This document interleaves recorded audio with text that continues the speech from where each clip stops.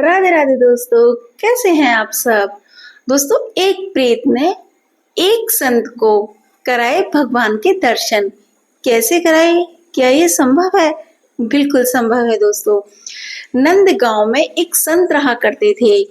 वह संत डेली, उनका नित्य का नियम था, वह वहां के ब्रजवासियों के यहाँ से मधुकरी लेकर आते थे और अपनी कुटिया में बैठकर उसका सेवन किया करते थे, उसको ग्रहण किया करते थे। और जो मधुकरी उनके भोजन के पश्चात बच जाया करती थी, वह ग्राम सिंह को डाल दिया करते थे और चींटी को, छोटे छोटे जीव जंतुओं को डाल दिया करते थे।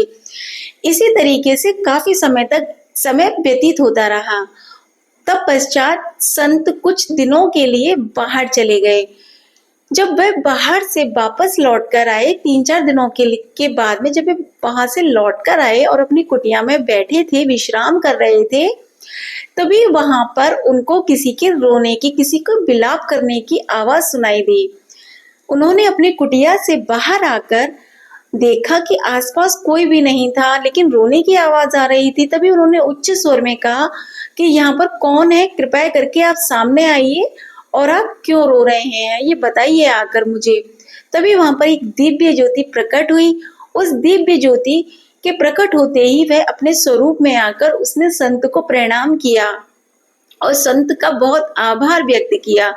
उनसे कहा कि हे प्रभु, मैं एक ब्रजवासी था, मेरे किसी पाप के कारण मुझे ये भूत की योनि मिली थी, जिसके कारण मैं दर दर भटक रहा था। परंतु आप जो नित्य मधुकरी का सेवन करते थे, उसको पान करते थे, खाते थे उसको, और जो मधुकरी बच जाया करती थी वो आप ऐसे ही डाल दिया करते थे। उस मधुकरी का सेवन करके मेरे सारे पाप नष्ट हो गए। मैं आपका बहुत आभार व्यक्त करता हूँ और मुझे मुक्ति मिल गई और मैं धाम को जा रहा हूँ। तभी उन संत ने उनको रोका। कोई और होता तो डर जाता, लेकिन वह संत उनको रोक रहे थे, बोल रहे थे कि तू रुक चोरे, तेने मोते जो मुक्ति प्राप्त करी है, मेरी झूठन, मेरी मधुकरी खा के, तोय तेरी योनि से तोय मुक्ति मिल गई, तू मेरा एक छोटा सा काम करेगा। उनने कही कि मैं तुम्हारा का काम करूंगो, मोए बताओ। तो उनने कही कि देख, मोए नंद नंद लाल को मोए तू बता दे कि वो कहाँ पर है, क्योंकि तू तो प्रेत है ना, तो मालूम होगी कि नंद नंद लाल कहाँ पे हैं, मोए उनको पता बता दे।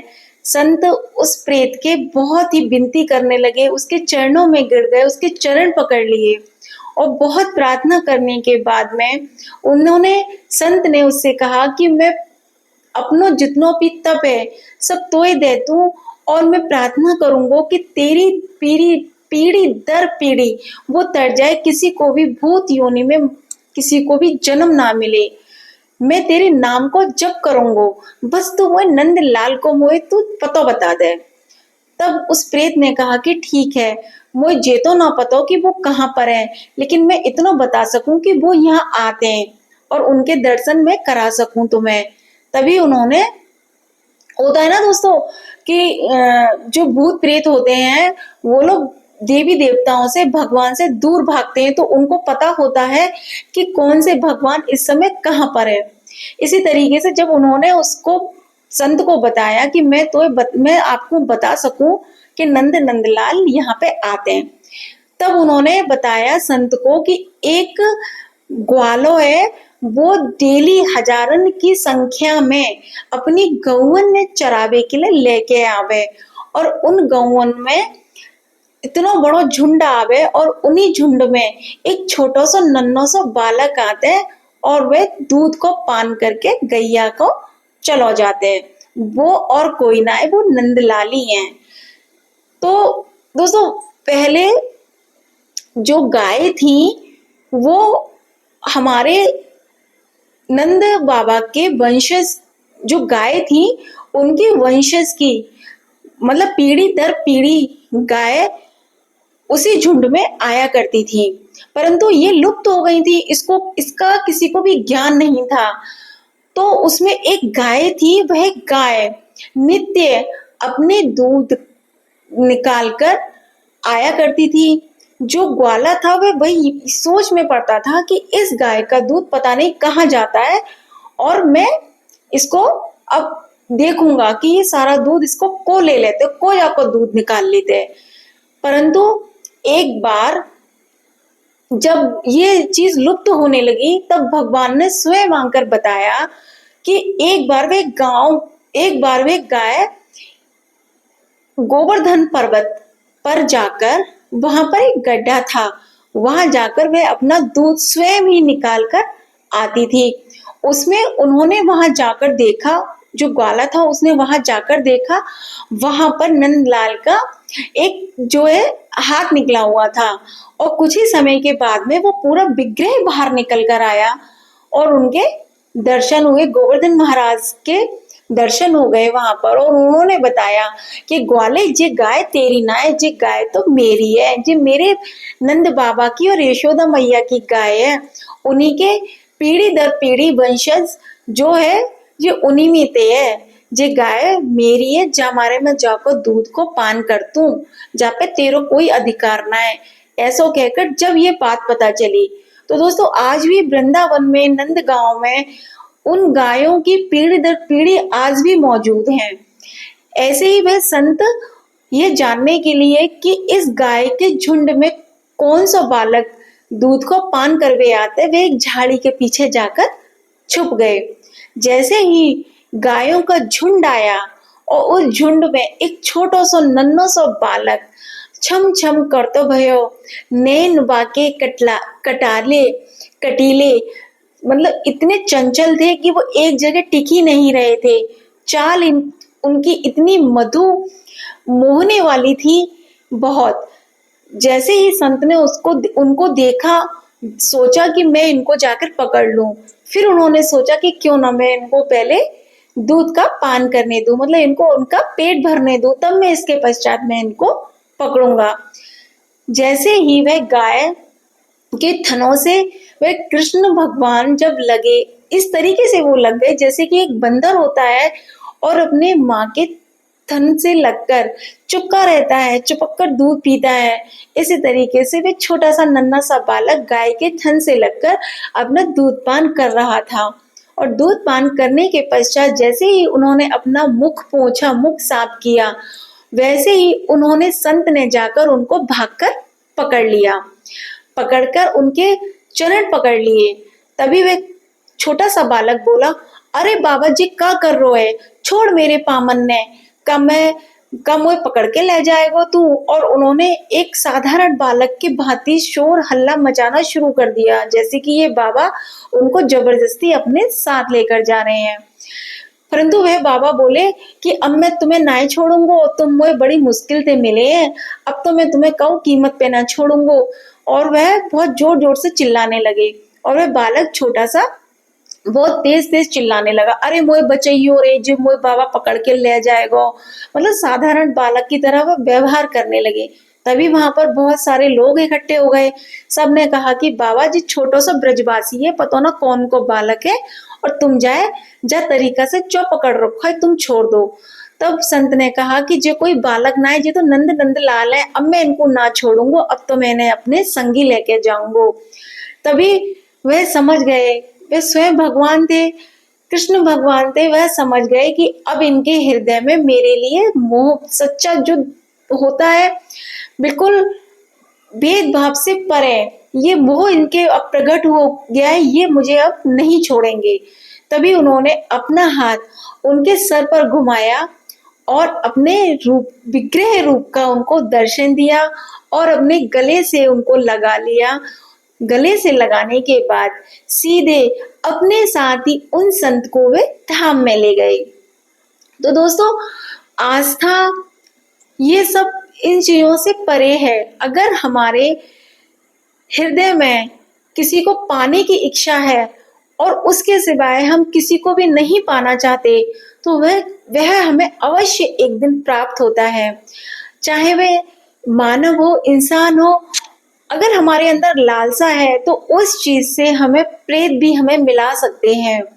ऐसा ही एक और प्रसंग है कि एक काशी में एक संत थे, नाम था उसका गोस्वामी तुलसीदास।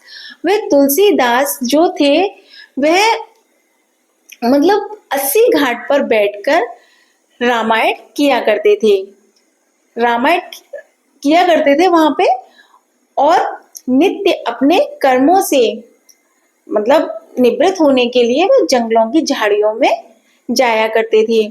जंगलों की झाड़ी में जब वे जाते थे पानी लेकर लोटा, तो जो लोटे में जल बसता है, दोस्तों कोई भी नियम हो, कोई भी हम पूजा पाठ करते हैं, कुछ भी करते हैं, अगर हम 12 वर्ष तक उस चीज का नियम लगातार करते हैं तो 12 वर्ष के पश्चात हमें वह चीज प्राप्त हो जाती है, हमें वह चीज मिल जाती है, चाहे वो सिद्धि हो या भगवान हो या कुछ और हो। इसी तरीके से वह अपना नित्य क्रिया से निवृत्त होने के लिए वह जाते थे, और जो लोटे में पानी बचता था वह उसको किसी पेड़ के नीचे ऐसे ही डाल दिया करते थे, मतलब अनजाने में डाला करते थे, लेकिन वो पेड़ जो था वो वही था पास में, तो उसी पे वो डाल दिया करते थे। उनका कोई ऐसा ये नहीं था विचार, मतलब कि उनको ये करना ही करना है, लेकिन उनसे ये हो रहा था, और 12 वर्ष तक ये क्रम उनका चलता रहा। जब 12 वर्ष पूरे हुए, उनके 12 वर्ष तक यही सब क्रम चलता रहा, उनको बिल्कुल भी ज्ञान नहीं था, आभास भी नहीं था कि वो अनजाने में क्या कर रहे हैं। एक ही वृक्ष पर 12 वर्ष तक जल चढ़ाने के बाद जब 12 वर्ष का आखिरी साल था, तब उन्होंने जल चढ़ाया, तभी उस पेड़ पे से एक भूत प्रकट हुआ। उस भूत को देखकर अगर हम साधारण व्यक्ति होते तो हम डर के भाग जाते, चले जाते, परंतु वह नहीं गए, वह नहीं भागे, और उन्होंने उनसे कहा कि मैं एक प्रेत हूँ, आपके नित्य जल चढ़ाने से मुझे मेरी प्यास बुझी है, और मेरे कुछ कर्म ऐसे थे जिसके कारण मुझे इस योनि में मुझे प्राप्त होना पड़ा, परंतु आपके कारण अब मुझे इस योनि से थोड़ी सी मुक्ति मिली है। मतलब उन्होंने उनको कुछ थोड़ा बहुत बताया। उन्होंने कहा कि ठीक है, तुम प्रेत हो तो मुझे ये बताओ कि मुझे मेरे श्री राम, मेरे राघव कहाँ मिलेंगे। उन्होंने कहा कि देखो, मैं अगर मुझे राघव के ही दर्शन हो जाते तो मुझे बहुत पहले ही मुक्ति हो जाती। तब उन्होंने कहा कि मुझे राघव की तो नहीं पता, लेकिन मैं ये अवश्य जानता हूँ कि हनुमान जी आपको कहाँ मिलेंगे। क्योंकि दोस्तों होता है ना कि चोर को पता होता है कि पुलिस कहाँ पर है, चोर डर के भागती है, पुलिस मतलब जो होता है चोर वो पुलिस से डरकर भागता है। इसी तरीके से जो भूत प्रेत होते हैं वो भी भगवान से, ईश्वर से, देवी देवताओं से भी डरकर भागते हैं, तो उनको पता होता है कि वह कहाँ पर है। तो उन्होंने उनसे कहा कि 80 घाट पर जो गोस्वामी तुलसीदास है उनकी नित्य कथा सुनने के लिए हनुमान जी वहां आते हैं। उनको बड़ा आश्चर्य हुआ, उन्होंने कहा कि हनुमान जी मेरी कथा में आते हैं और मुझे इसका आभास भी नहीं। वह गए वहां पर, उन्होंने हमेशा की तरह से अपने पाठ किया। पाठ करने के बाद वहां बहुत सारे लोग एकत्रित थे उसी भीड़ में। तब उन्होंने पूछा कि उसकी पहचान कैसे होगी। उन्होंने कहा कि एक आदमी होगा, काला कंबल ओढ़ के बैठा होगा और जिसकी आंखें से अश्रु बह रहे होंगे, वही हनुमान है, वही श्री हनुमान है। तो तुलसीदास जी गए, उन्होंने वहां पर अपनी भागवत की। भागवत करने के बाद में जब उन्होंने अपनी भागवत खत्म की तो उन्होंने देखा कि लास्ट में एक व्यक्ति बैठा हुआ है कंबल ओढ़कर, जिसके आसपास भी कोई नहीं है, जिसमें से बहुत दुर्गंध आ रही है, लोग दूर भाग रहे हैं उससे। जैसे ही कथा खत्म हुई वैसे ही तुलसीदास जी भागकर गए उनके पास और उनके चरण पकड़ लिए। तब उन्होंने कहा कि अरे आपने मेरे चरण क्यों पकड़ लिए, मुझसे तो सभी दूर भागते हैं, मैं इस योग्य नहीं हूँ, आप मेरे चरणों को छोड़ दीजिए। उन्होंने कहा कि नहीं प्रभु, मैं आपका ही गुणगान करता हूँ, प्रभु का गुणगान करता हूँ, अब मुझे मेरे भिक्षा के रूप में आप मुझे मेरे दर्शन दीजिए और मुझे मेरे राघव का पता बताइए कि मेरे राघव मुझे कहाँ मिलेंगे, मुझे मेरे राघव का दर्शन कराइए। तब हनुमान ने उनको अपने दर्शन दिए। दर्शन देने के बाद हनुमान ने उनसे कहा कि आपको श्री राघव चित्रकूट में वहां विराजमान है, वो आपको वहां अवश्य मिलेंगे। इस प्रकार दोस्तों जब तुलसीदास जी वहां गए चित्रकूट में और वहां पर उन्होंने राघव जी के दर्शन किए, दर्शन करने के बाद उन्होंने उनको दर्शन दिए और फिर वह अंत में उन्हीं में विलीन हो गए। तो दोस्तों जब हमारे अंदर किसी चीज को पाने की जिज्ञासा होती है ना, तो वह कोई भी हो, और हम किसी नियम को लगातार करते हैं, 12 वर्ष तक करते हैं, तो वो चीज हमें अवश्य प्राप्त होती है।